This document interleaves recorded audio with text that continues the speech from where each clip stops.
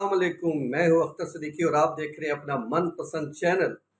بات یہ ہے کہ جب سے آئینی بینچ کی تشکیل سپریم کورٹ میں ہوئی ہے وہ اب تک مقدمات کی سماعت کیوں سٹارٹ نہیں کر سکے ہیں۔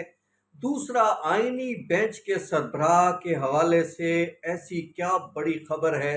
کہ جس سے آئینی بینچ جو ہے وہ ختم ہو سکتا ہے یا اس کے خلاف جو ہے کوئی بڑا ایکشن ہو سکتا ہے۔ تیسری بڑی خبر یہ ہے کہ وکلا برادری جو ہے وہ اب کیا نیا جو ہے طریقہ کار اور حکمت عملی اختیار کر رہی ہے کہ جس سے مقدمات کی سماعت روکی جا سکے گی۔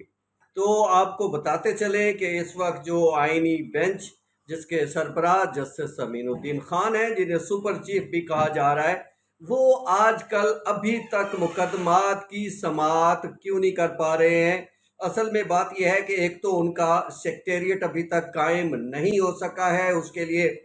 سنا یہی ہے کہ کوئی بلڈنگ ڈھونڈ لی گئی ہے سپریم کورٹ میں، یہ ایک پورشن جو ہے وہ ان کو دیا جا رہا ہے، اس کے ساتھ ساتھ انہیں 8 ملازمین بھی دیے جا رہے ہیں، مگر ابھی تک ان کی چونکہ نامینیشن نہیں ہوئی، ابھی ان کا تقرر نہیں ہوا، اس وجہ سے معاملات ابھی تاخیر کا شکار ہو رہے ہیں۔ اس کے ساتھ ساتھ آپ کو یہ بھی بتائیں کہ اس وقت جو ہے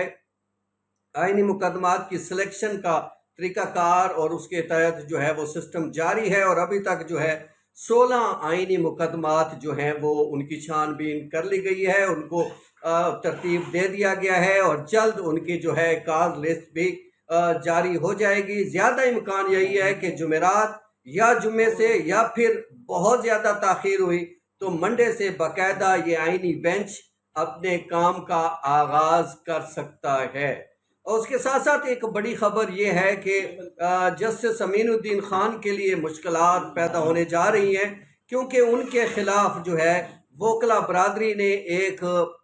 شکایت جو ہے آئین کے آرٹیکل 209 کے تحت تیار کر لی ہے، اور وہ سپریم جوڈیشل کونسل میں دائر کرنے جا رہے ہیں۔ حامد خان، علی مدکور سمیت 56 وکلا رہنماؤں نے اپنے دستخطوں سے وہ شکایت تیار کر لی ہے، اس کا جو ہے سیاق و سباق، اس کی نوک پلک، سب کچھ جو ہے وہ مرتب ہو چکا ہے، اور وہ جلد ہی سپریم جوڈیشل کونسل میں دائر کی جانے والی ہے۔ اور اندر کی خبر یہ بھی ہے کہ جسٹس منصور علی شاہ اور جسٹس منیب اختر چونکہ سپریم جوڈیشل کونسل کا حصہ ہیں، وہ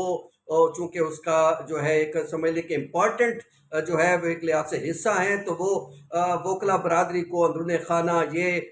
بھی باور کرا رہے ہیں کہ اگر ایسا کوئی ریفرنس یا کمپلینٹ آئی تو اس کو کنسیڈر کرانے کی پوری کوشش کی جائے گی۔ وکلا برادری بھی اب ایک نئے سیٹ اپ کی طرف چل پڑی ہے۔ اب بجائے انہوں نے جو ہے ایک طرح سے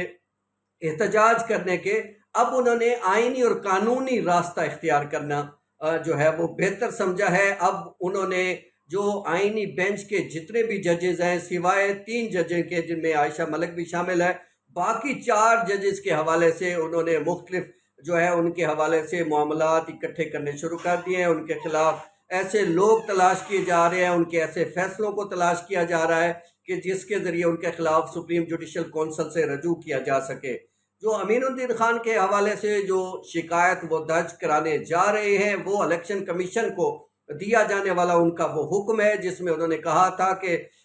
8 جو رکنی بینچ تھا اس کا جو فیصلہ ہوا تھا، اس کا جو آرڈر ہے، اس پہ جو ہے الیکشن کمیشن عمل نہ کرے۔ جو براہ راست انہوں نے یہ آرڈر جاری کیا تھا، یہ چونکہ 8 ججوں کے حکم کے منافی تھا، اسی کو جو ہے آئینی اور قانونی لحاظ سے بنیاد بنا کر حامد خان اور علی مدکود وغیرہ جو ہے وہ آئینی طور پہ اس معاملے کو سنبھال رہے ہیں، دیکھ رہے ہیں۔ اور جہاں تک مجھے معلومات ملی ہیں، تقریباً 240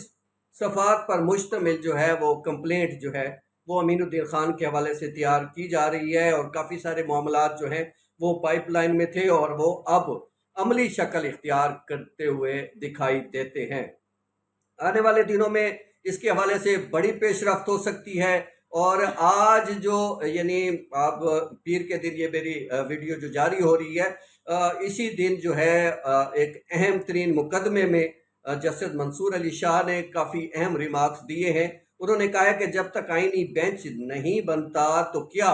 جو ہم سماعت کر رہے ہیں ہم غیر آئینی ہو گئے ہیں؟ اور جب تک آئینی بینچ نہیں بنتا اس وقت تک نہ تو ہمارے آرڈرز کو کوئی روک سکتا ہے، نہ ہی ہمارے آرڈرز کو کوئی روکنے کے حوالے سے کسی قسم کے کوئی اقدامات کر سکتا ہے۔ اب جو بھی ہم حکم جاری کریں گے اس پہ نظر ثانی بھی ہم ہی کریں گے۔ جسٹس عائشہ ملک نے بھی جو ہے وہ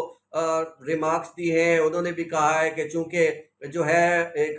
پریکٹس اینڈ پروسیجر کے تحت ابھی تک نہ تو کاغذ جاری ہوئی ہے، نہ ہی کوئی ترتیب دی جا رہی ہے کہ آئینی مقدمات ایسے کون سے ہیں جو جسٹس امین الدین خان صاحب سنیں گے اور کون سے ایسے مقدمات ہیں جو ہم سن سکیں گے۔ تو یہ سارا رولا چل رہا ہے، آنے والے دنوں میں اس میں اور زیادہ تلخیاں بڑھیں گی، کیونکہ سپریم جوڈیشل کونسل جو اگلا اجلاس کرنے جا رہی ہے وہ پتہ یہ چلا ہے کہ دسمبر کے پہلے ہفتے میں ہوگا۔ اسی اجلاس میں بھی جو ہے اسلام آباد ہائی کورٹ کے 6 ججوں کے حوالے سے معاملات بڑے ہی